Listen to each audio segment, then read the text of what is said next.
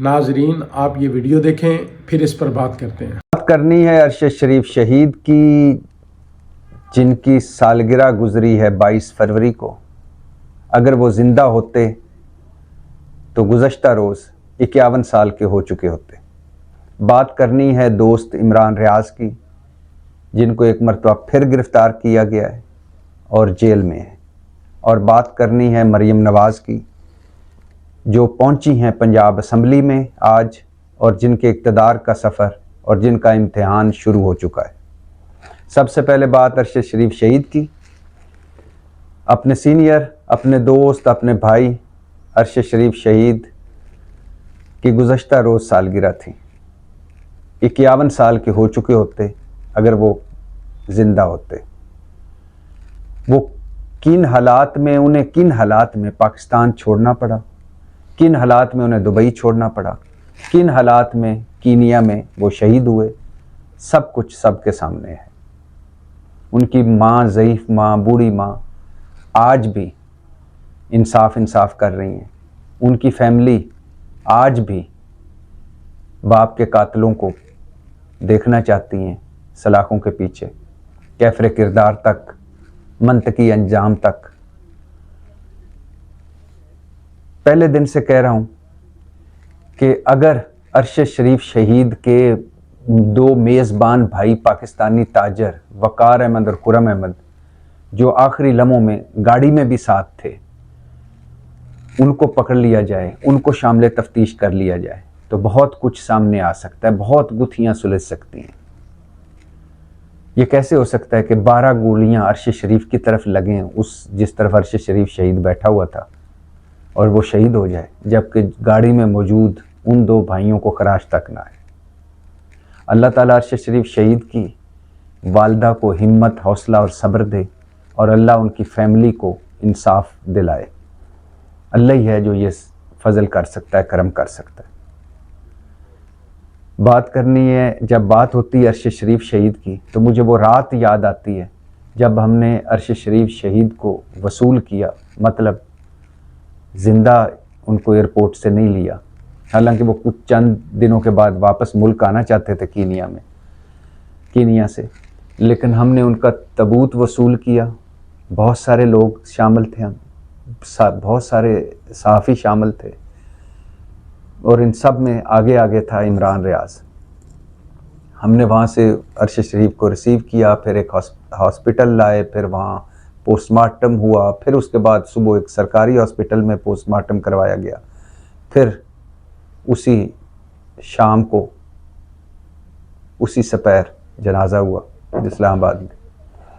इमरान रियाज़ through out साथ रहे, घर रहे, और इमरान रियाज़ दोस्त मुझे कभी नहीं भूलते। इमरान रियाज़ का वो रुख, जब मेरी बेगम अल्लाह के पास गई, मैं ज़िंदगी के मुश्किल तरीन लम्हों से गुज़र रहा था, बहुत बड़ा सदमा था। मैं और मेरे दोनों बच्चे और घर और बेगम के बगैर 22 साल साथ छूट गया था। और मैं अक्सर कहता हूँ कि मेरे घर से 5 जनाजे निकले। मेरी बेहतरीन दोस्त का जनाजा, मेरी बच्चों की माँ का जनाजा, मेरे पीछे दुआ मांगने वाली का जनाजा, मेरी मोहब्बत का जनाजा, मेरी बेगम का जनाजा। तो मैंने एक ट्वीट किया कि बहुत मुश्किल होता है मोहब्बत पाना, और बहुत ही मुश्किल होता है मोहब्बत खो देना, और उससे भी मुश्किल होता है मोहब्बत को अपने हाथों से कब्र में उतारना। और मैंने कहा कि मैं बहुत मुश्किल में हूँ, मेरे लिए दुआ कीजिएगा। ये ट्वीट पढ़कर इमरान रियाज़ लाहौर से मुझे मिलने घर आए, और वो काफ़ी देर बैठे रहे, और बच्चों से भी मिले। और उस दिन के बाद, हालांकि पहले भी इमरान रियाज़ से मेरी बहुत अच्छी दोस्ती, बल्कि अभी वो मजाक ये भी करते हैं जब रिहा हुए कि अब तो आ जा, अब तो मुझसे मिलने में तुझे कोई पकड़ेगा भी नहीं। तो वो अक्सर फ़ोन करके कहते।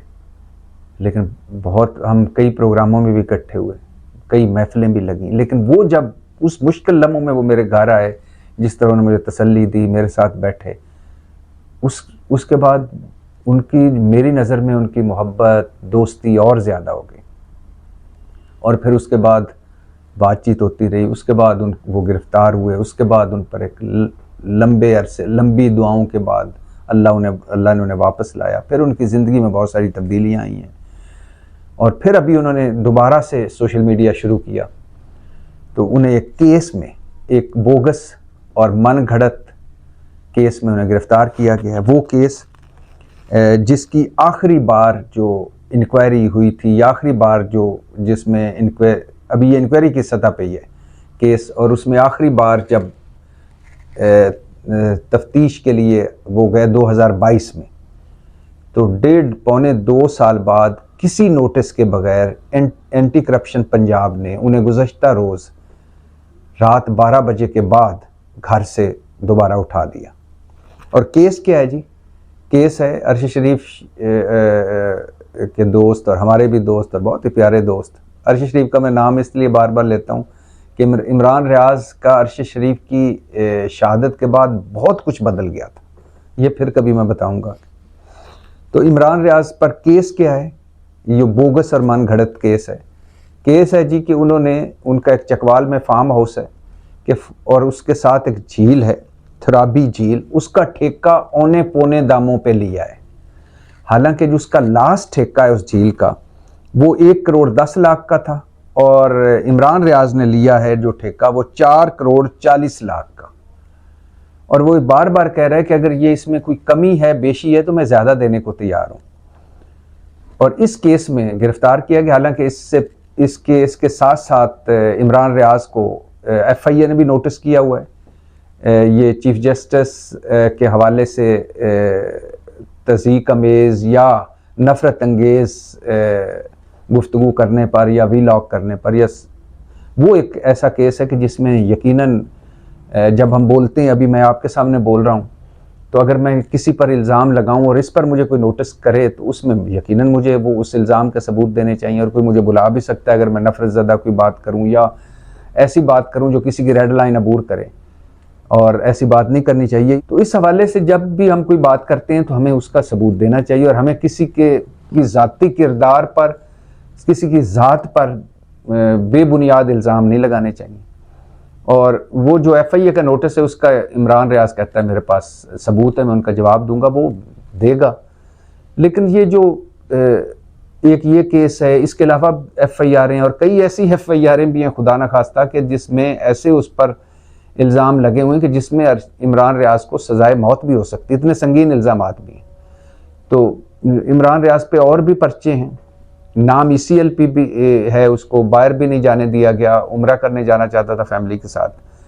तो अब उसे गुज़श्ता रात 12 बजे के बाद गिरफ्तार कर लिया गया। और जिस अंदाज में, मुझे दुख ये हुआ कि जिस अंदाज में ढेर सारी पुलिस और ढेर सारी गाड़ियों ने आके उसे गिरफ्तार किया और ले गए, और फिर उसको गाड़ी में बिठाकर उसके घर की, जिस तरह उसके कमरे की तलाशी ली और उसका लैपटॉप सुना जा रहा है और चीज़ें सुनी जा रही हैं, वो ले जाई गई। तो आज उनकी पेशी थी और मजिस्ट्रेट के अदालत में, वहाँ दलाइल हुए।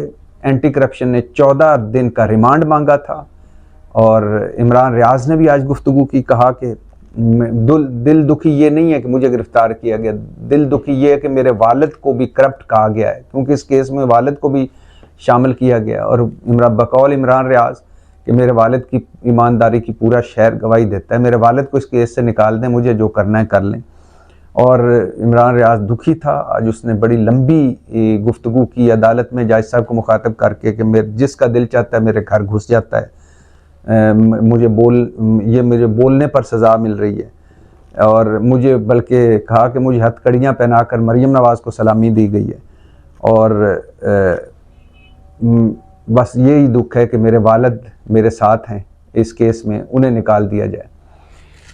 तो सिविल मजिस्ट्रेट ने, जज साहब ने रिमांड मुस्तरद कर दिया, दरख्वास्त जो एंटी करप्शन की, और उन्हें जेल भेज दी। अब वो दरख्वास्त ज़मानत दायर करेंगे।